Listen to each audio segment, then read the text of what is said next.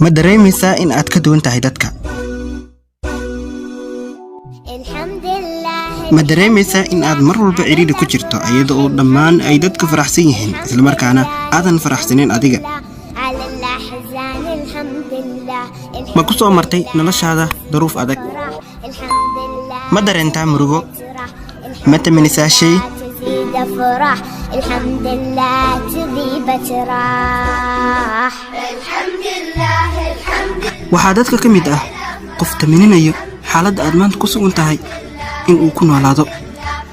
waxaa jira ashqaas dadka ka mid ah kuwaasi oo tamininayaan in ay helaan lugo gacmo si ay noloshooda caadiga ah u qabsadaan الحمد لله على الإسلام أكبر نعمة من الهادي الحمد لله أمن سلام تنعم فيها رب البلاد waxaa jiro dad aanan haysanin lacag ay ku samaystaan lugu dabiici ah laakiin adiga taa waad awoodaa maanta الحمد لله تزيل الهم تشفي المجروح وتمنع الغم الحمد لله بترضي الله يرضيك الله بها تنعم الحمد لله fiiri dhinacyadaada lugahaaga gacmahaaga indhahaaga dhagahaaga dhammaan xubnahaaga fiiri sidoo kale caafimaadka aad haysato ma og tahay isla markaana mala socotaa in nimcooyinkaasi ay ka mid yihiin nimcooyinka rabbi uu kugu manaystay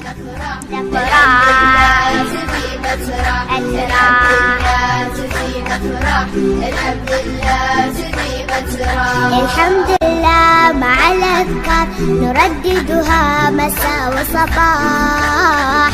الحمد لله وفي الأسحار مع استغفار بكل دعاء الحمد لله دوم وأبد الحمد لله بقبل وبعد الحمد لله دوم وأبد الحمد لله بقبل وبعد الحمد لله daawade dheh alxamdulillaah oo jooji fiidiyowga aad daawanaysid u mahadceli rabbiga oo dheh alxamdulillaah nimcooyinka rabbi inagu manaystay ma aha kuwo la soo koobi karo isla markaana la tiri karo habeen iyo maalin